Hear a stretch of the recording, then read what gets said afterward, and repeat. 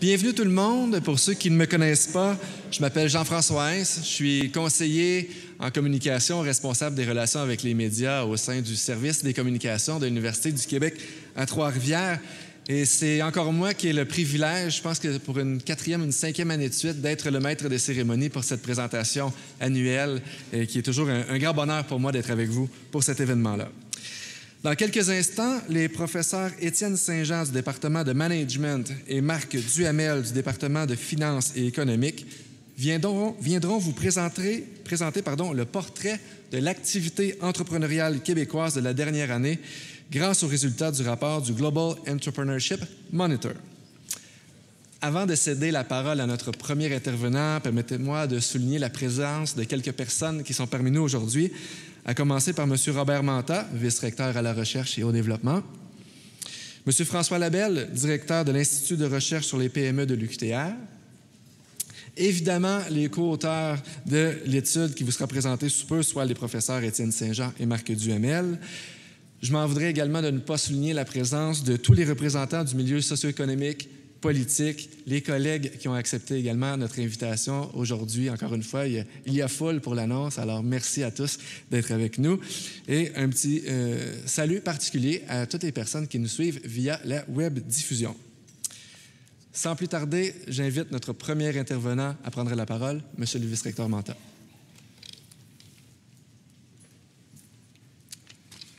Merci. Alors, chers professeurs, chers étudiants, chers membres des médias et chers passionnés d'entrepreneuriat, donc c'est avec enthousiasme, encore une fois cette année, que je me joins à vous pour participer au dévoilement du volet québécois 2016 du Global Entrepreneurship Monitor, la plus vaste étude portant sur le dynamisme entrepreneurial dans le monde.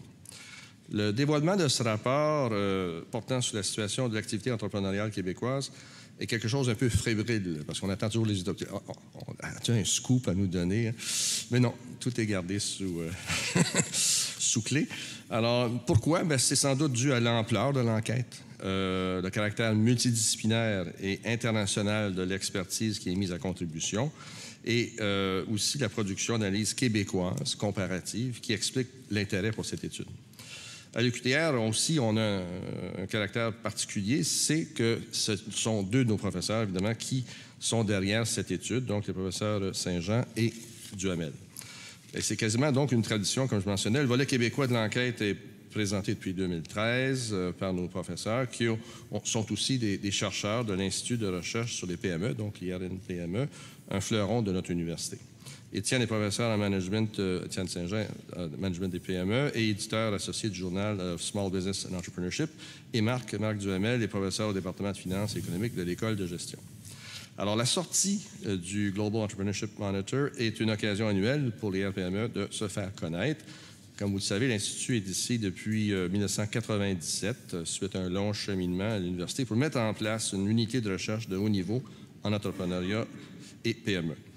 Il jouit, cet institut, maintenant, d'une notoriété sans précédent au Québec et à l'international et dû au caractère multidisciplinaire de son équipe. Alors, la réalisation de ce rapport s'arrime donc parfaitement avec la mission de l'Institut, qui est de favoriser l'avancement des connaissances sur l'entrepreneuriat et les PME, d'éclairer les pouvoirs publics en matière de politique d'aide aux entreprises et de soutien à l'entrepreneuriat et de former, évidemment, des étudiants et du personnel hautement qualifié dans les domaines de recherche de l'Institut. Alors, sans plus tarder, laissons donc à nos professeurs le temps de dévoiler l'édition 2017. Et je vous remercie de votre attention et j'en profite, on est encore au mois de septembre, pour vous souhaiter une excellente entrée universitaire.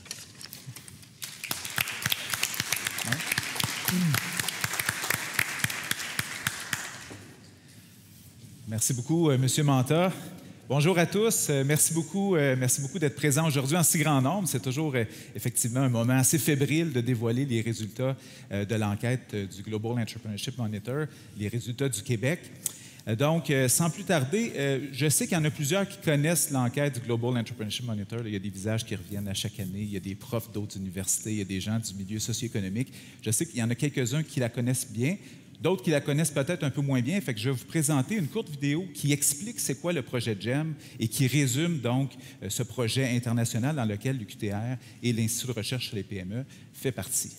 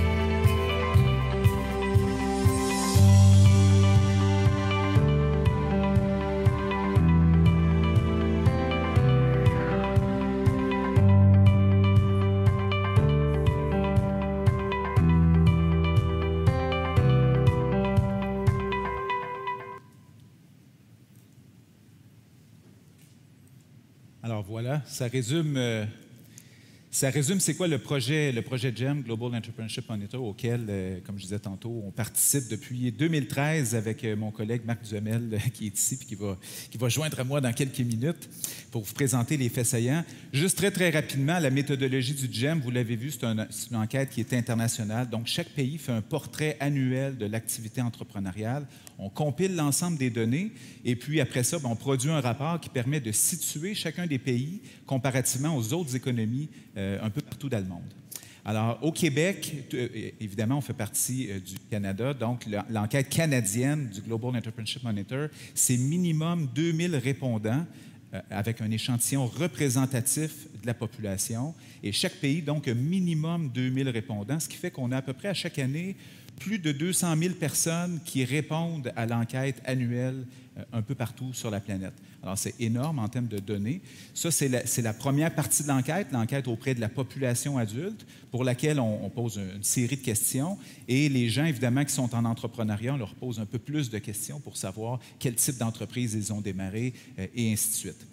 Donc, comme je le disais, au Canada, c'est plus de 2000 répondants, c'est 2186 exactement, ce qui fait qu'au Québec, on a 473 répondants donc, qui proviennent du Québec et sur lequel donc, on se base pour produire le rapport du Québec en particulier. Donc, on a également une autre enquête qui est l'enquête auprès des experts nationaux. Donc, on mobilise à chaque année 36 experts au Québec et le reste du Canada fait de même dans chacune des provinces, ce qui fait qu'on a à peu près 150 experts coast to coast là, qui, à chaque année, répondent à une série de questions parce qu'on veut à la fois avoir l'opinion, en fait, la situation de l'entrepreneuriat auprès des adultes, mais également auprès des experts pour voir qu'est-ce qu'ils pensent de l'entrepreneuriat, qu'est-ce qu'on peut faire pour améliorer l'entrepreneuriat sur les territoires. Donc, c'est pour ça, il y en a certains d'entre vous, je le sais, je vous ai déjà sollicité pour participer à l'enquête sur les experts. Ça risque de revenir dans quelques années. Vous ne perdez rien pour attendre. Donc, 36 experts à chaque année qui participent.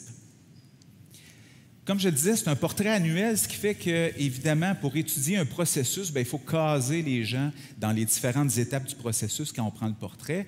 Alors, donc, tout le monde est potentiellement un entrepreneur dans la salle, ce qui fait que quand on interroge les gens puis qu'on mobilise un échantillon de 2000 personnes au Canada, minimalement, vous avez une opinion à l'égard de l'entrepreneuriat. Est-ce que cette carrière-là, vous la jugez valorisée? Est-ce que vous pensez qu'on y accorde suffisamment d'importance dans les médias, puis ainsi de suite? Est-ce que vous avez l'intention de démarrer une entreprise dans les 3 prochaines années? C'est le genre de questions qu'on peut vous poser si vous êtes sollicité pour répondre à l'enquête. Donc, tout le monde qui font partie de l'enquête peuvent répondre à ces genres de questions-là. Donc, tout le monde a des attitudes, des croyances, mais il y en a qui finissent par développer l'intention, donc qui disent « Moi, j'ai le goût de démarrer dans les 3 prochaines années. » Ça devient un peu plus sérieux comme projet. Et il y en a qui, finalement, passent à l'action, donc qui décident là, de se lever un matin, commencer à faire une étude de marché, préparer leur plan d'affaires, rencontrer des clients, des fournisseurs potentiels et ainsi de suite. C'est ce qu'on appelle les entrepreneurs naissants. C'est les gens qui sont en processus de démarrage, mais qui ne sont pas encore forcément bien établis ni démarrés. Et on va calculer que si on versait jusqu'à 3 mois de salaire, c'est encore des entrepreneurs naissants pour l'enquête du GEM. Ensuite de ça, ceux que ça fait 4 mois jusqu'à 42 mois de salaire, donc des nouvelles entreprises là, qui sont à les premiers balbutiements, si on veut, de leur existence, on va appeler ça des nouveaux entrepreneurs. Donc, ils viennent d'être démarrés, sont opérationnels, ils versent des salaires, mais sont encore fragiles. Jusqu'à 42 mois de salaire, il y a une tonne d'études qui montrent, dans le fond, que les entreprises créées sont relativement fragiles. Ils ont une plus grande probabilité de fermer leurs portes parce qu'ils n'ont pas nécessairement acquis une légitimité suffisamment grande dans le marché. Finalement, ceux qui passent le cap du 42 mois, on les catégorise dans la catégorie des entrepreneurs établis.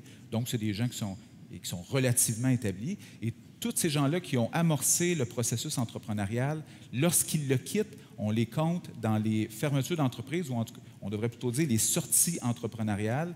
Et donc, l'entreprise, à ce moment-là, peut survivre au fondateur ou être fermée, liquidée, puis ainsi de suite. Donc, ça, ce sont les étapes du processus. On case les gens dans ces cases-là et en fonction de la case dans laquelle ils se situent, on leur pose une série de questions appropriées à cette étape du processus entrepreneurial. Donc, pour débuter plus en amont, donc les attitudes qui concernent l'ensemble de la population, donc il y a une série d'attitudes pour voir si l'entrepreneuriat est valorisé sur les territoires. Une des questions qu'on pose, c'est au Canada, la plupart des gens considèrent la création d'une nouvelle entreprise comme un choix de carrière désirable. Et on demande aux gens de répondre si oui ou non. Ils estiment qu'au Canada, c'est une carrière qui est désirable, donc qui est souhaitable d'une certaine façon. C'est valorisé, donc, d'être entrepreneur.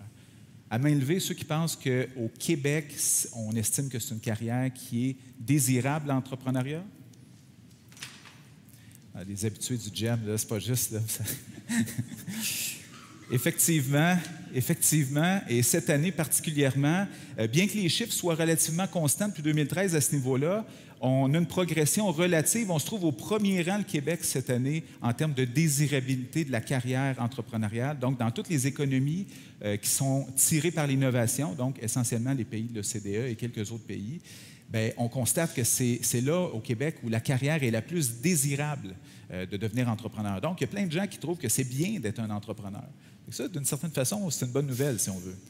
Alors, à ce niveau-là, on dépasse largement le reste du Canada, qui se situe à peu près dans la médiane, et évidemment, tous les autres pays dont l'économie est tirée par l'innovation. Deuxième question qu'on pose au Canada, on voit souvent des histoires dans les médias portant sur les nouvelles entreprises qui ont réussi. Donc, c'est à se demander, est-ce qu'on parle d'entrepreneuriat dans les médias, que ce soit dans les médias écrits, dans les blogs, les journaux, les dragons, et ainsi de suite, les émissions. Est-ce que vous pensez qu'au Québec, on estime qu'on en parle suffisamment d'entrepreneuriat dans les médias? À main levée. Oh, on n'en parle pas assez. Effectivement, un peu plus mitigé. On n'est pas au premier rang au Québec. On est un peu en haut de la médiane, derrière le reste du Canada. Donc, les citoyens du Québec trouvent qu'on n'en parle pas nécessairement assez dans les médias. On pourrait en parler plus si on se compare avec les autres territoires. Donc, effectivement, ce n'est pas complètement mauvais. Là, on n'est pas dans la queue du peloton, mais néanmoins, on est légèrement en haut de la médiane à ce niveau-là. Au Canada, ceux qui réussissent à créer une nouvelle entreprise ont un statut élevé et le respect des autres. Autrement dit, dans quelle mesure les gens qui deviennent entrepreneurs, on les respecte comme des gens qui créent des choses positives pour les territoires? Selon vous, est-ce qu'on valorise les entrepreneurs qui réussissent au Québec? Lève la main. Oui, on les valorise quand même pas si mal. Cette année, on trouve qu'on ne les valorise pas tellement, les entrepreneurs qui réussissent, donc un peu en bas de la médiane. Mais là, on comprendra évidemment un score, par exemple, de 68, puis le reste du Canada, c'est 75. L'écart n'est quand même pas très grand. Okay? C'est quand même relativement semblable, mais néanmoins, on est un peu en bas de la médiane à ce niveau-là. On estime qu'on pourrait davantage accorder de statut élevé aux entrepreneurs qui réussissent. Au Canada, la plupart des gens aimeraient que tout le monde ait un niveau de vie à peu près semblable, donc l'idée d'équité entre les citoyens, puis qu'on n'aime pas ça, donc des gens qui soient très, très riches, puis d'autres très, très pauvres.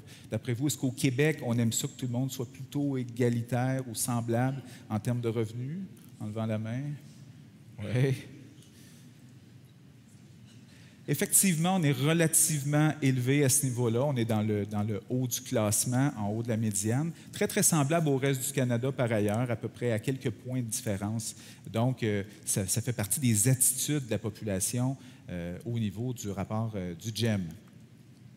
Donc, en termes de constat, pour faire un wrap-up, les Québécois et Québécoises valorisent massivement l'entrepreneuriat comme bon choix de carrière. Ils estiment qu'on n'accorde pas suffisamment de statut élevé à ceux qui réussissent. Puis le souhait d'avoir un niveau de vie identique entre les citoyens a augmenté légèrement depuis 2014, reste relativement élevé, si on veut, par rapport aux autres pays comparables. Donc là, j'ai fait une introduction et je vous introduis par le fait même Marc Duhamel, le co-auteur du rapport, qui va prendre le relais pour quelques parties de la présentation. Merci, Étienne.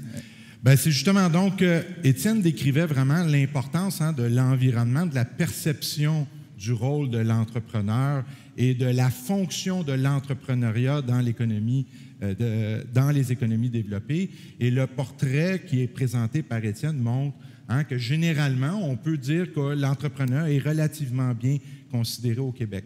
Là, il y a la prochaine étape, c'est vraiment, on s'intéresse par rapport à le rapport personnel par rapport à l'entrepreneuriat, aussi l'engagement qu'un individu qui est de la population active peut avoir par rapport à l'entrepreneuriat. Donc, on se rapproche de plus en plus essentiellement de la décision de dire est-ce que ça vaut la peine pour moi de passer à l'acte et de partir un projet entrepreneurial. Donc, une des questions qu'on pose, c'est connaissez-vous personnellement quelqu'un qui a démarré une entreprise au cours des 2 dernières années?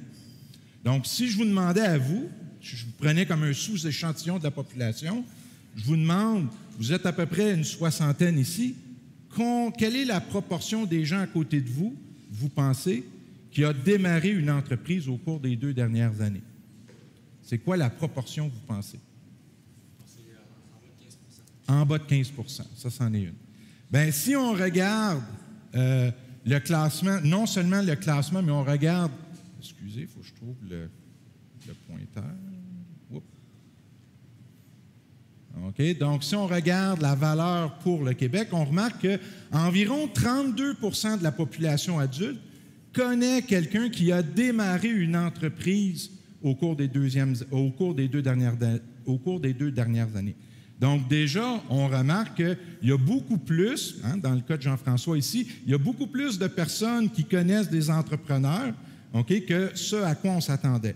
Par contre, quand on se compare avec l'ensemble des autres économies des pays tirés par l'innovation, donc on va dire des pays développés, on remarque que le Québec est légèrement, il est légèrement en bas de la médiane et substantiellement, je dirais, de manière marquée par rapport au reste du Canada. Donc, on en connaît des gens, mais la proportion est relativement faible. Bon, on pourrait avoir une discussion sur qu'est-ce qui peut expliquer ça. Puis, si vous avez des questions là-dessus, je serais heureux de pouvoir discuter avec vous de ça après la présentation. Donc, la deuxième question qu'on pose, c'est avez-vous les connaissances? Ça, c'est très, très, très important. C'est-à-dire que je connais quelqu'un qui a parti son entreprise, je vois un petit peu son style de vie, je vois comment ça l'a affecté sa situation sociale, sa perception parmi les gens. Je vois un peu, là, est-ce qu'il a changé de voiture? S'est-il acheté une Porsche? Des choses comme ça. Et là, je me pose la question, oui, mais peut-être que ça me tenterait de devenir entrepreneur, mais est-ce que j'ai les compétences, la connaissance et l'expérience requises pour partir mon entreprise? Et là, on se pose la question, quelle est la proportion de la population générale qui estime avoir ce qu'il faut pour partir une entreprise? Pas qu'ils vont nécessairement la partir, juste, je pense que j'ai ce qu'il faut. Où se situe le Québec? Bien, on remarque de manière assez intéressante que le Canada est vraiment le pays tiré par l'innovation où ce sentiment de compétence-là est le plus fort, OK? Puis, par contre, au Québec, on recule un peu, on s'en va plus vers la médiane encore. Donc, même si je connais des gens et je peux percevoir que, oui, la carrière, comme Étienne l'a mentionné, la carrière entrepreneuriale, c'est quelque chose de très valorisé, c'est très intéressant, juge que, passer à l'action, j'ai peut-être un petit peu de problème d'expérience, de connaissances et de compétences à partir d'un projet entrepreneurial. OK? Donc, généralement, par rapport au rapport personnel qu'on a avec l'entrepreneuriat, on remarque que les Québécois et les Québécoises d'âge adulte, donc entre 18 et 64 ans, se considèrent de plus en plus compétents. Donc, il y a une certaine progression qu'on a observée dans les dernières années et connaissent vraiment des entrepreneurs. Par contre, au niveau, je dirais, si on se compare avec le reste du Canada, on voit que par rapport à nos pairs, le sentiment de compétence, il y a encore beaucoup de travail à faire pour que les gens se sentent compétents pour partir des projets entrepreneuriaux. La deuxième question qu'on pose par rapport à la personne, c'est vraiment vis-à-vis son engagement personnel envers l'entrepreneuriat. Et l'une des questions qu'on pose, c'est au cours des 6 prochains mois, y aura-t-il une bonne occasion pour le démarrage d'entreprise dans la région où vous vivez? Donc, pour la population en général, je peux juger, par exemple, que je n'ai pas nécessairement les compétences, mais quand je regarde le marché, si je suis ici à Trois-Rivières, je peux dire, est-ce qu'il y a des opportunités de créer des entreprises dans ma région? Et donc là, pensez-y, combien d'entre vous, quel est le pourcentage d'entre vous pensent qu'en Mauricie, il y a effectivement des opportunités de démarrage d'entreprise? Bien, si on se fie aux chiffres du GEM pour le Québec, bien, on remarque que le Québec est le deuxième endroit dans le monde où on juge qu'il y a le plus d'opportunités à démarrer des entreprises. Donc, il y en a des opportunités de démarrer des projets entrepreneuriaux. Le Québec est juste derrière le Luxembourg, OK, et juste devant le reste du Canada. Et remarquez, hein, on est même en avant des États-Unis et de plusieurs autres pays. Vous allez remarquer également, la Grèce est complètement à la queue du peloton. Hein, vous avez entendu tous les problèmes qu'a l'économie grecque. Bien, ça montre que les données reflètent un petit peu, hein, cette perception-là, cette question-là reflète vraiment, va chercher le pouls de l'économie de la région du Québec. Donc, je peux percevoir une opportunité. La question, c'est, oui, mais si je me plante, surtout si, par exemple, je juge que j'ai plus ou moins les compétences, bien, est-ce que ça veut dire que je vais avoir peur de l'échec? Hein, cette peur de l'échec-là peut, même si je reconnais une opportunité, même si je reconnais que j'ai peut-être les compétences, va faire en sorte que non, je vais être stigmatisé par l'échec, et donc, dans un cas comme ça, j'aime mieux pas démarrer l'entreprise. Bien, on remarque qu'au Québec, cette peur de l'échec-là, elle est 42 % de la population générale aurait peur de l'échec si elle entreprenait un projet entrepreneurial, mais on remarque qu'on se situe un petit peu autour de la médiane. Okay? Vous remarquez encore une fois, la Grèce est au sommet. Pourquoi? Parce que j'imagine qu'en Grèce, si on a l'échec d'un projet entrepreneurial, bien, ce n'est pas l'État qui va pouvoir nous aider dans la transition. Donc, donc au niveau de la perception des opportunités, de la peur de l'échec, on a un petit peu un constat. Hein, on a beaucoup d'opportunités, on a moyennement peur de l'échec. La question, c'est ensuite qu'on pose, c'est est-ce que vous prévoyez au cours des 3 prochaines années démarrer? Et là, on est en train d'essayer d'évaluer hein, le germe de l'activité entrepreneuriale, pas le démarrage d'entreprise, mais vraiment le germe. Je commence à réfléchir que peut-être dans ma région, je devrais partir un projet entrepreneurial. Où vous pensez que le Québec se situe ici? Bien, on remarque un portrait un petit peu mitigé, mais encourageant, je dirais. Parce que d'un côté, on remarque que, oui, effectivement, on est en retrait. Hein? Donc, il y a 18,2 % de la population adulte qui a un intérêt de démarrer une entreprise au cours des 3 prochaines années. C'est 4 % environ de moins que le reste du Canada. On se situe autour de la médiane. Mais ce qui est encourageant, c'est que maintenant que ça fait avec Étienne, ça fait 3 ans qu'on fait ce rapport-là, ce qu'on remarque, c'est qu'en 2015, il y avait eu un fléchissement de cet intérêt, de cette intention entrepreneuriale-là. Et heureusement, en 2016, on voit qu'il y a un rebond de l'intention entrepreneuriale. Donc, ça suggère que dans les futures itérations du GEM, on s'attend, s'il y a une plus forte intention entrepreneuriale, on devrait s'attendre à ce que le passage à l'action dans les prochaines années soit légèrement plus important. Et donc, le constat, c'est un peu ça, c'est que les Québécois voient des occasions d'affaires, mais la peur de l'échec gagne un peu de terrain. On a vu que la situation est peut-être un petit peu problématique, on le sait. Il y a eu les politiques d'austérité, hein, ça fait donc la perception du support social en cas d'échec est peut-être un peu plus faible en 2016 qu'il l'était dans les années précédentes. Mais ce qui est vraiment encourageant, c'est de voir que cette intention entrepreneuriale-là a rebondi de son niveau de 2015. Et je vais laisser Étienne vous parler de l'activité entrepreneuriale. Ça marche. Merci, Marc. Effectivement, puis on l'a vu, en 2015, il y avait un fléchissement de l'intention, mais en 2014, c'était le moment dans l'histoire du GEM des années récentes où il y avait la plus forte intention d'entreprendre au Québec, et c'était à l'intérieur des 3 prochaines années, et on est à l'intérieur de ces 3 prochaines années-là. Donc, on s'attendait cette année à voir justement une espèce d'essor au niveau des nouvelles entreprises créées, de l'entrepreneuriat naissant et les nouvelles entreprises créées, parce qu'il y avait eu de l'intention entrepreneuriale très forte en 2014. Donc, la question, est-ce que les Québécois et Québécoises passent à l'action? Donc, au niveau des entrepreneurs naissants, ceux qui sont en processus de création d'entreprise actuellement, on constate qu'on est légèrement derrière le reste du Canada, mais quand même dans le peloton assez élevé des pays dont l'économie est tirée par l'innovation. Donc, on se positionne assez bien. Mais au niveau des nouveaux entrepreneurs en tant que tels, donc ceux que l'entreprise est actuellement opérationnelle, c'est-à-dire qu'ils ont versé au moins 4 mois de salaire jusqu'à 42 mois, là, on arrive deuxième, tout juste derrière le reste du Canada. Et donc, c'est sans doute pas étranger, comme je le disais, à la forte intention en 2014 qui s'est matérialisée par des entrepreneurs naissants l'année passée, très élevés. Et cette année, c'est devenu des nouveaux entrepreneurs qui semblent, en tout cas, du moins jusqu'à maintenant, avoir une certaine pérennité de leur entreprise. Évidemment, le défi, c'est 42 mois de salaire et plus afin qu'ils deviennent des entrepreneurs établis. Fait que ça, on va le voir dans quelques années. Est-ce qu'il y aura une augmentation des entrepreneurs établis au Québec suite à cette vague d'entrepreneurs qui sont actuellement opérationnels en ce moment au Québec? Donc, quand on combine les naissants et les nouveaux, donc ceux qui sont en processus et déjà établis, mais nouvellement établis, c'est ce qu'on appelle notre indicateur clé, là, qui est l'activité entrepreneuriale émergente. Hein?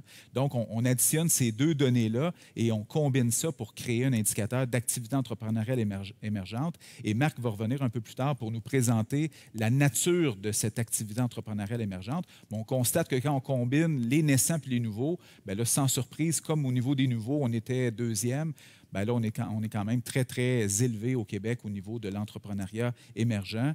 Donc, derrière le reste du Canada, mais devant l'Australie, les États-Unis et plein d'autres pays, disons, avec qui on peut se comparer avantageusement.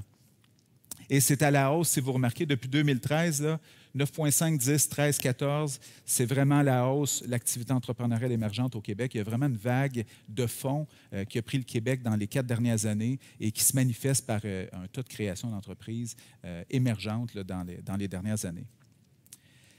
Les entrepreneurs établis, donc ceux que ça fait plus de 42 mois qui versent des salaires, ça reste relativement bas au Québec. Donc, on a peut-être eu un fléchissement léger à ce niveau-là. Donc, peut-être justement que les nouvelles entreprises, peut-être un peu plus dynamiques, un peu plus innovantes, bien, finissent par gagner du marché et donc, disons, chauffer un peu les entreprises un peu plus établies qui innovent peut-être un peu moins. On va le voir avec Marc plus tard. Donc, ce dynamisme entrepreneurial-là peut justement favoriser le changement au niveau de la structure économique et des entreprises sur le territoire. Donc, si on combine tout ça, les naissants, les nouveaux, les établis, bien, on constate quand même qu'on est 6e dans tous les pays tirés par l'innovation au niveau de l'activité entrepreneuriale totale. Le reste du Canada, 2e, donc c'est vraiment un des endroits dans le monde où il y a le plus de dynamisme entrepreneurial, tout juste derrière l'Australie. On est, nous, devant, par contre, les États-Unis, ce qui fait qu'on se classe quand même vraiment dans le peloton de tête au niveau de l'activité entrepreneuriale, ce qui est une excellente nouvelle pour le Québec notamment. Peut-être une diapo sur laquelle je trouvais ça important de le souligner. Je le disais tantôt, on a évidemment toute l'activité entrepreneuriale émergente, mais on a aussi les sorties entrepreneuriales. Ça, souvent, on en parle un peu moins, mais cette année, ça a attiré particulièrement notre attention parce qu'il y a 2 façons de sortir de l'entrepreneuriat. Ou bien on sort en vendant notre entreprise, donc l'entreprise demeure opérationnelle, puis il y a quelqu'un d'autre qui prend le relais, ce qu'on appelle du reprenariat ou du transfert d'entreprise. Puis aussi, on peut tout simplement la fermer, la liquider, faire faillite, évidemment. Donc, l'entreprise n'est plus opérationnelle quand l'entrepreneur se retire. Et donc, on a constaté que les sorties entrepreneuriales avec continuité, c'est-à-dire que l'entreprise survit à celui qui la possédait, on est de loin le territoire où il y a le plus de sorties entrepreneuriales avec continuité. Donc, c'est presque le double que le reste du Canada, puis on est vraiment à la tête de tous les pays comparables. Et là, si on regarde les autres pays, les États-Unis, 1,4 versus le Québec, 4,3 donc, c'est quasiment 3 fois plus de sorties avec continuité au Québec que dans presque tous les autres pays tirés par l'innovation. Donc, c'est majeur et c'est sans doute pas étranger au fait que dans les dernières années, il y a eu beaucoup de messages sur l'importance du reprenariat au Québec. Il y a eu des investissements qui ont été faits. Il y a eu le Centre de transfert aux entreprises du Québec qui a été mis en place. Il y a eu un premier sommet du reprenariat qui a eu lieu à Montréal. On en parle du reprenariat et il y a des efforts qui sont mis à ce niveau-là et je pense que ça porte fruit. On n'est pas capable de prouver que ces efforts-là causent la situation, Mais du moins, ça nous donne des bons indices. Donc, possiblement, ça peut expliquer la situation actuelle au Québec. Donc, si on résume ce que je viens de présenter au niveau de l'activité entrepreneuriale, la ligne rouge, c'est le reste du Canada, bien entendu. Donc, on constate que le Québec, toujours un peu sous le reste du Canada, mais on suit quand même, dans le fond, les indicateurs, on se suit beaucoup, sauf en ce qui concerne les sorties entrepreneuriales avec continuité, où là, le Québec, de manière surprenante, donc, transfère beaucoup plus d'entreprises opérationnelles que dans le reste du Canada. Et c'est le seul indicateur pour lequel on est à la hausse comparativement au reste du Canada. Peut-être avant de passer à la nature des entreprises qui sont créées, et puis c'est Marc qui va prendre le relais là-dessus, juste une petite information concernant les investisseurs informels. On trouvait ça intéressant de le souligner cette année en particulier parce que les investisseurs informels, c'est les gens qui investissent dans des projets entrepreneuriaux, que ce soit les anges d'affaires, où là, ces gens-là, évidemment, c'est des professionnels de l'investissement, donc ils sont structurés, ils connaissent ça, ils ont de l'expérience aussi souvent en affaires. Mais ça peut être monsieur et madame tout le monde. Vous pouvez connaître un entrepreneur dans votre entourage qui dit, bien, j'ai un projet, as-tu le goût de me prêter de l'argent, d'investir avec moi, d'être un investisseur passif? Et donc, ce qu'on constate, c'est que plus il y a d'activités entrepreneuriales, plus on devrait s'attendre à ce qu'il y ait des gens qui prêtent de l'argent à ceux qui ont des projets de démarrage, parce que c'est souvent le premier coup de pouce du démarrage d'entreprise, c'est d'avoir des gens dans l'entourage qui sont prêts à avancer un peu d'argent. Souvent, on les appelle les F, les Family Fools, mais notamment les Fools en particulier, parce que, dans le fond, ils prêtent de l'argent tout simplement parce qu'ils font confiance à la personne. Ça peut être des parents, des oncles qui ont un peu d'argent, et ainsi de suite. Mais cet argent-là est fondamental parce que, donc, sans ce soutien-là, souvent, dans les premiers instants où personne n'y croit au projet, bien, on ne peut pas aller plus loin. On est un peu bloqué dans le développement de son entreprise. Et donc, ça, bonne nouvelle, au niveau des investisseurs informels, le Québec est vraiment dans le haut de la liste, le premier territoire là, où il y a le plus d'investisseurs informels. C'est, comme je le disais, ça va avec l'activité entrepreneuriale. On s'attend à ce qu'il y ait des investisseurs informels, plus il y a de l'activité entrepreneuriale, et c'est effectivement le cas qu'on constate. Et c'est à la hausse depuis 2014, où on avait 4,3 personnes au Québec qui étaient qui étaient investisseurs informels. Maintenant, on est rendu à 9,6, donc ça a presque doublé en 3 ans. C'est un phénomène assez important puis qu'il fallait souligner. Donc, comme constat, l'activité entrepreneuriale émergente sont en hausse depuis 2013. Le reprenariat est très, très fort au Québec. Puis l'investisseur informel prend de l'ampleur. Le Québec figure au premier rang. Donc, des bonnes nouvelles en termes d'activité entrepreneuriale. L'entrepreneuriat émergent, maintenant, je vais céder la parole à Marc là, qui va vous présenter un peu la nature des entreprises qui sont créées. Donc, comme Étienne le mentionnait, il y a à peu près 400 répondants qui sont du Québec. OK? Il y en a à peu près 1600, 1500 qui viennent d'ailleurs au pays. Et le problème avec ça, c'est qu'effectivement, on est capable d'avoir des répondants qui disent « Oui, je suis engagé en ce moment dans un nouveau projet entrepreneurial », que ce soit un entrepreneur naissant ou un entrepreneur nouveau, donc ce qu'on appelle le TEA, là, les entrepreneurs émergents. Le problème avec ça, c'est que vous avez vu, Étienne a montré la courbe pour vous, c'est comme ça, là, plus on s'en va dans le processus entrepreneurial, plus il y a un effet de sélection. On parle de beaucoup de gens qui pensent qu'ils veulent partir une entreprise, à un peu moins qu'ils le font, puis à un petit peu moins qui dure jusqu'à 42 mois, et ça s'en va, ainsi de suite. Le problème avec ça, c'est qu'avec 450 à peu près répondants, bien, plus on avance, plus il y a un nombre petit de répondants. Et là, les questions qui peuvent intéresser les pouvoirs publics, deviennent de moins en moins pertinentes parce qu'on a moins d'observations, donc l'écart type est trop grand, il y a trop de variances et on ne peut pas dire. Depuis l'an dernier, ce qu'on a décidé de faire, c'est de compiler ce qu'on appelle une fenêtre roulante, et on compile l'ensemble des données des trois derniers questionnaires pour élever notre nombre de répondants, pour adresser des questions très pertinentes qui visent à estimer ces entrepreneurs émergents-là, est-ce qu'eux sont vraiment orientés vers la valeur ajoutée, la création de richesse et ainsi de suite.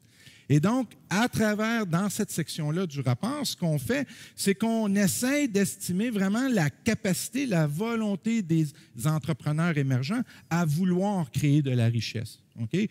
Donc, on regarde une série d'indicateurs et donc, un des indicateurs les plus communs qui est utilisé pour essayer d'évaluer la valeur ajoutée associée à l'activité entrepreneuriale émergente, c'est le côté innovant. Quand on regarde, on demande aux gens, OK, est-ce que vous êtes votre projet entrepreneurial émergent, donc on parle des émergents, des naissants et des nouveaux, est-ce que vous êtes orienté vers l'innovation de produits? Bien, on remarque encore une fois que pour les entrepreneurs émergents au Québec, on se situe vraiment clairement dans le peloton de tête. Donc, les nouveaux entrepreneurs, ceux qui ont en ce moment versé moins de 42 mois de salaire, on remarque sont très orientés. Hein, il y a une très forte proportion d'entre eux qui sont orientés vers les produits innovants. Une autre chose, c'est que bien entendu, comme j'ai un produit innovant, je veux peut-être être en mesure de récupérer la valeur de mon investissement d'avoir développé ce produit. Et donc, je m'organise pour aller dans un secteur où il y a peut-être un peu moins de concurrence. Et encore une fois, on remarque que les entrepreneurs québécois, une des stratégies qu'ils peuvent utiliser pour être en mesure de récupérer leurs investissements, ils ont tendance à s'en aller dans des nouveaux marchés où il y a peu de concurrents. Okay? Ça fait exactement, ça tombe sous le sens vraiment ça tombe vraiment sous le sens d'une stratégie entrepreneuriale émergente. Maintenant, on va combiner les deux. On se pose la question, combien d'entre eux sont vraiment orientés vers un nouveau produit et où il y a peu de concurrents? Bien là, on remarque qu'au Québec, c'est probablement l'une des régions où cette stratégie-là de projet entrepreneurial émergent est vraiment le plus représentatif des stratégies. Puis, effectivement, quand vous allez dans des conférences avec des entrepreneurs, vous allez vous rendre compte qu'effectivement, ils sont très motivés par introduire un nouveau produit dans une niche et les données du GEM semblent confirmer cet aspect-là de l'entrepreneuriat québécois. Une chose qu'on leur demande également, qu'on est capable de mesurer, c'est est-ce que vous êtes impliqué dans un secteur technologique de moyenne ou de haute pointe? OK? Et là, malheureusement, on remarque que développer des niches avec des nouveaux produits n'est pas nécessairement égal avec introduire vraiment des technologies de pointe. Okay? Ça peut avoir des répercussions au niveau de la compétitivité. Puis, on sait, l'Institut sur la compétitivité et la productivité du Québec publie un rapport annuel où, effectivement, on remarque que la productivité des entreprises québécoises est un petit peu en retrait de celle du reste du Canada et de d'autres pays développés. Et les données du GEM, encore une fois, viennent appuyer certaines autres données qu'on peut aller chercher pour caractériser la nature et l'impact de l'activité entrepreneuriale au Québec. Si je vous demandais, les entrepreneurs émergents au Québec sont-ils tournés vers l'international ou sont-ils recroquevillés sur eux-mêmes?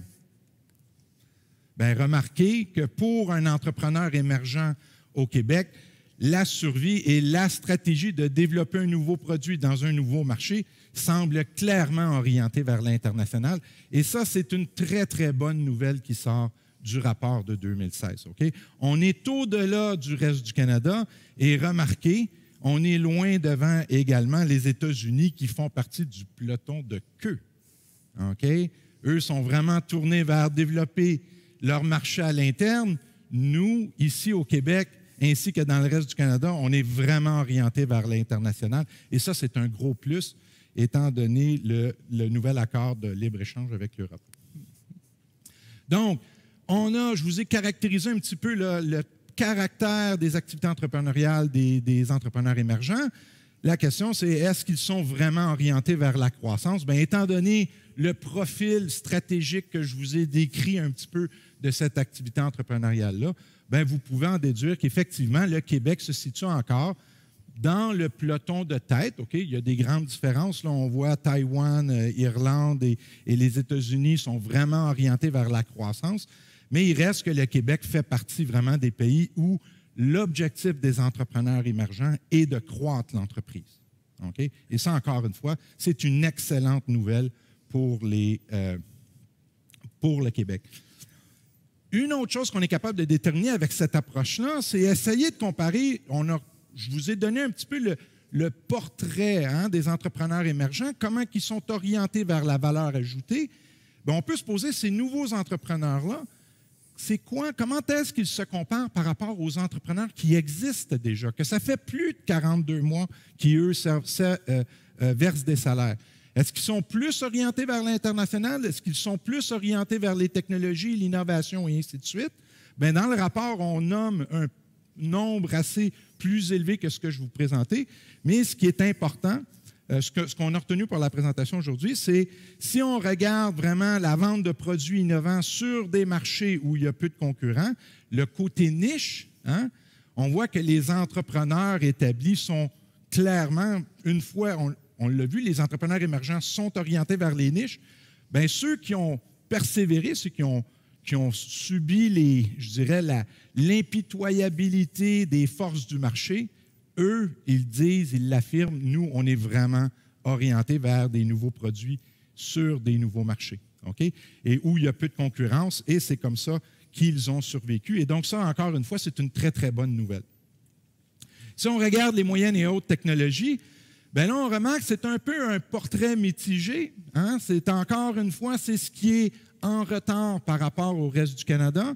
Mais si on regarde les données depuis, si on compare les données de cette année avec celles, on avait produit le même tableau l'an dernier, ce qu'on remarque, c'est que les entrepreneurs établis, donc ceux qui ont versé plus de 42 mois, sont de plus en plus, commencent à progresser dans l'échelle des classements là, des entrepreneurs établis qui visent les secteurs de moyenne et des hautes technologies. Donc, ce qu'on est en train de percevoir, c'est peut-être un changement dans l'orientation de l'activité entrepreneuriale. Et ça, naturellement, quand on fait un portrait d'une année ou d'une fenêtre roulante sur 3 ans, ça va évoluer. Et donc, ça va être intéressant de suivre ça dans les prochaines années, là. Dernièrement, est-ce que les entrepreneurs établis sont orientés vers l'international? Vous vous rappelez, le Québec était au sommet, les entrepreneurs émergents. Bien, quand on regarde les entrepreneurs établis, bien, c'est là que c'est un peu plus difficile. On remarque que pour les entrepreneurs émergents, on était classé premier. Bien là, soudainement, on recule de plusieurs rangs, OK, et on recule derrière le reste du Canada. On se rapproche malheureusement des États-Unis. Eux autres sont à la queue. Donc, ça reste que les entrepreneurs établis semblent moins orientés vers un fort potentiel de développement de marché extérieur, orienté vers l'international, et donc un très, très fort potentiel de croissance. Donc, dans le rapport, on en regarde plusieurs autres, et ça résume un petit peu mon propos. Je vais laisser Étienne vous faire maintenant un portrait beaucoup plus détaillé des aspects démographiques de l'entrepreneuriat au Québec. Oui, merci Marc. En fait, sur les aspects démographiques, on s'est attardé sur 2 aspects particulièrement. L'entrepreneuriat féminin, parce qu'on a constaté dans les dernières années qu'il y avait un certain engouement mondial pour l'entrepreneuriat féminin. Donc, avant, il y avait en moyenne à peu près le tiers des entrepreneurs étaient des femmes. Maintenant, ça a passé aux alentours de 40 %. Donc, il y a eu une progression. Et donc, on s'est dit, bien, au Québec, c'est quoi la situation? Puis, si on place le Québec dans les différentes économies, est-ce que nous aussi, on bénéficie de cette progression-là de l'entrepreneuriat féminin? Ça, c'est une des questions qui nous intéressait. Et l'autre aspect, c'était les segments démographiques. Il y a beaucoup d'emphase qui est mise sur l'entrepreneuriat jeunesse. On sait, par exemple, des organismes comme Futurpreneur, 18 à 39 ans maintenant. Avant, c'était 35 ans, maintenant 39. Mais donc, il y a des programmes spéciaux pour les entrepreneurs un peu plus jeunes, moins pour les entrepreneurs plus vieux. En fait, il n'y en a pas pantoute, même pour les seniors, à ma connaissance. Et donc, on s'est dit, bien, est-ce que l'entrepreneuriat, selon les différents segments, est-ce que c'est suffisamment dynamique ou on a du travail à faire? Puis si oui, à quel niveau? Donc, la question qui nous intéressait, les femmes font-elles autant le saut en entrepreneuriat que les hommes? Si on regarde l'activité entrepreneuriale émergente des hommes, premier au classement, reste du Canada, deuxième, le Québec. Donc, au niveau des hommes, évidemment, il ne semble pas avoir de problème du tout. Au Québec, on est très, très bien positionné au niveau de l'activité entrepreneuriale émergente des hommes. Deuxième, alors que pour les femmes, 5e. Donc, on voit qu'il y a un écart, alors que le reste du Canada, lui, toujours premier. Donc, premier pour les hommes, premier pour les femmes. Québec, 2e pour les hommes, 5e pour les femmes. Donc, on le voit clairement, l'écart donc, se creuse au niveau du Québec, au niveau de l'entrepreneuriat féminin. Et là, on s'est posé la question, qu'est-ce qui peut expliquer ça? Parce que c'est un peu surprenant d'une certaine façon. Les gens, en général, voient beaucoup d'opportunités au Québec et donc, ils ont l'intention de démarrer. Mais qu'est-ce qui fait que les femmes ne font pas le saut en entrepreneuriat? Fait qu'on est allé creuser dans les données pour savoir, par exemple, est-ce que les femmes voient autant d'opportunités? Si on regarde la 3e catégorie, les opportunités perçues, c'est quasiment identique. Autant les hommes que les femmes, que Québec, reste du Canada, les gens au Canada, peu importe le sexe, peu importe leur région, voient autant d'opportunités d'affaires dans leur région. C'est à peu près la même chose au niveau de la peur de l'échec. À peu près aucune différence, les hommes, les femmes, Québec, reste du Canada, tout le monde à peu près pareil au niveau de la peur de l'échec. Au niveau de la connaissance d'un entrepreneur, les femmes un peu moins que les hommes, mais ça reste relativement marginal comme différence. Par contre, quand on regarde les compétences perçues, là, par exemple, on le voit l'écart clairement. Donc, si on regarde, par exemple, au niveau des hommes, Québec, reste du Canada, l'écart est de 9,5 points. Donc, les hommes au Québec se perçoivent moins compétents, mais les femmes, Québec versus reste du Canada, c'est 18,6 points d'écart. C'est le double de l'écart en termes de sentiment de compétence chez les femmes du Québec. Donc, les femmes du Québec se perçoivent beaucoup moins compétentes que les femmes du reste du Canada, ce qui est excessivement surprenant. Et si on compare, par exemple, les hommes et les femmes du Québec, c'est 24 points d'écart au niveau du sentiment de compétence. C'est énorme. Il n'y a aucune raison. Les femmes vont autant à l'université que les hommes, sinon plus maintenant. Je veux dire, il n'y a aucune raison, à part de répéter que, dans le fond, les femmes, il n'y a pas de raison que vous ne soyez pas capables de démarrer des entreprises. Ça prend des modèles de rôle d'entrepreneuriat féminin davantage. Il faut en parler, il faut dire aux femmes qui sont capables, les encourager, puis ainsi de suite, à mon avis. Mais parce que c'est là que ça se joue. Qu'en est-il des différents groupes d'âge? Donc, on a segmenté les différents groupes d'âge. Le premier, les 18-24 ans. Le Québec est 2e dans les pays tirés par l'innovation, devant le reste du Canada. Donc, on fait relativement très bien au niveau des très jeunes, là, les 18-24 ans. Au niveau des 25-34 ans, on est 3e derrière le reste du Canada, mais c'est quasiment un chiffre identique. Donc, il n'y a aucune différence avec le reste du Canada au niveau des 25-34 ans. Ça va très, très bien au niveau de l'entrepreneuriat à ce niveau-là.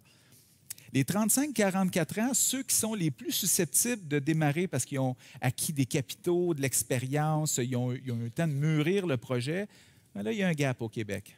Donc, on est plus près de la médiane, alors que le reste du Canada, comme à peu près toujours, au top du classement des pays tirés par l'innovation. Donc, ce gap-là, un peu négligé, là où il n'y a plus de programme de soutien, une fois que rendu à 35 ans, là, on dit « tant pis pour toi, va-t'en chez toi ». Là, ce groupe-là, là, il se dit ouais, au Québec, en tout cas, il semble ne pas vouloir passer à l'action. Donc, il y aurait sans doute du travail à faire dans ce groupe d'âge-là. Alors qu'un peu plus âgé, 45 à 54 ans, ce gap-là se rétrécit, ça devient à peu près équivalent, le Québec puis le reste du Canada, toujours dans le haut du peloton. Puis finalement, les seniors, 55-64 ans, queue de peloton pour le Québec, puis haut du peloton pour le reste du Canada. Là, vous allez me dire, ouais, bien là, les seniors, c'est normal qu'ils démarrent moins d'entreprise que les plus jeunes. C'est sûr. Mais au reste du Canada, les seniors, comment ça, eux autres, ils en démarrent des entreprises, puis pas les Québécois? C'est des seniors partout, là. On est dans le queue du peloton, là. Pourquoi au Québec, les gens de 55 ans jusqu'à 64 ans ne veulent pas démarrer d'entreprise? Mystère et boule de gomme, on ne sait pas. Il va falloir faire d'autres études pour pousser la question, parce que c'est une question qui est super importante. Alors qu'on constate un vieillissement de la population dans tous les pays développés, même partout dans le monde, bien, si les gens ne veulent plus démarrer d'entreprise rendus à 55 ans, alors qu'ils ont souvent de l'expérience, des idées, ils ont des capitaux, et ainsi de suite, bien, on passe peut-être à côté des belles opportunités de démarrage. Et il y a un tas d'exemples, moi j'en connais quelques-uns, qui ont démarré, passé 55 ans, même des démarrages avec les enfants. Donc, le senior démarre avec des plus jeunes, avec déjà une idée de relève dans le projet entrepreneurial. Il y a plein de modèles super intéressants où les seniors peuvent s'investir dans l'entrepreneuriat, mais au Québec, on semble complètement manquer le bateau à ce niveau-là. Donc, si on ramène ça dans une courbe, là, on voit très bien l'écart dans les 35-44 ans et les 55 à 64 ans. Il y a vraiment du travail à faire au Québec à ce niveau-là. Il faut se poser la question, est-ce que ça vaut la peine d'arrêter les soutiens à partir de 35 ans ou ça ne vaudrait pas la peine d'aider un peu plus, dépasser ce cap de 35 ans? Puis les seniors, n'en parler.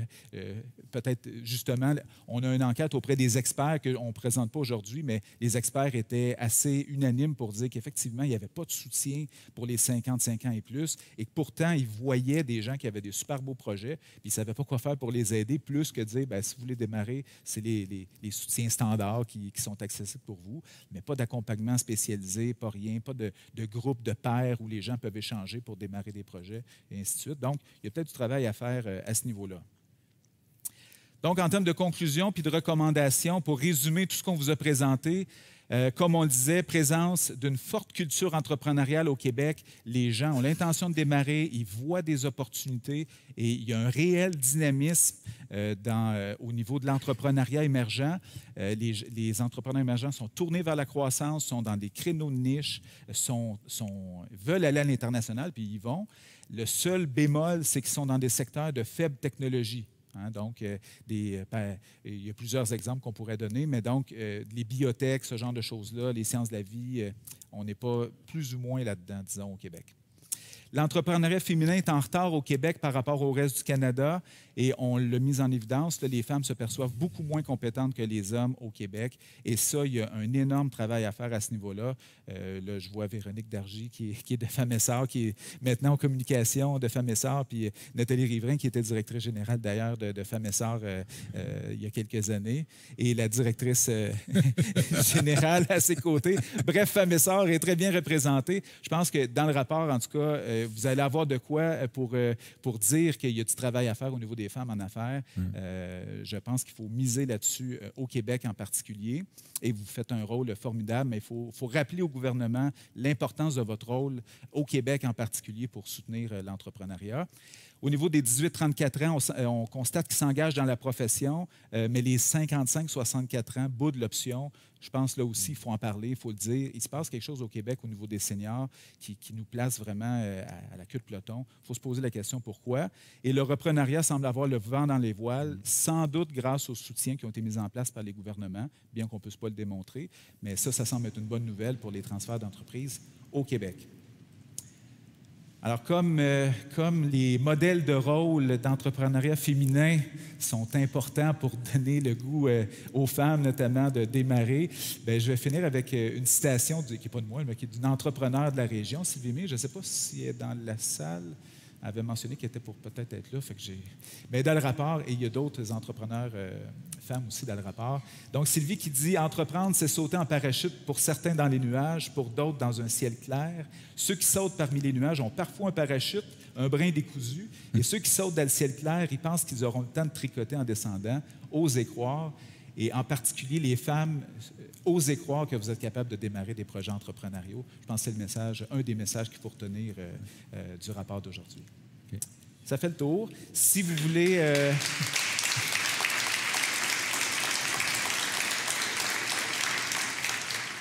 Merci. Le rapport est disponible, donc, www.qta.ca/Étienne Saint-Jean, donc, sur mon site personnel. Vous pouvez télécharger le rapport. Sur le journal En Tête, le blog de l'UQTA, vous allez être capable de voir les faits saillants de la nouvelle, télécharger le rapport, même visionner la vidéo ou la partager. Donc, si vous avez des questions, on reste dans le coin, il y a du café, on peut jaser avec vous pour la suite. Je ne sais pas si tu reprenais la parole, Jean-François. Oui, ça marche. Merci. Merci.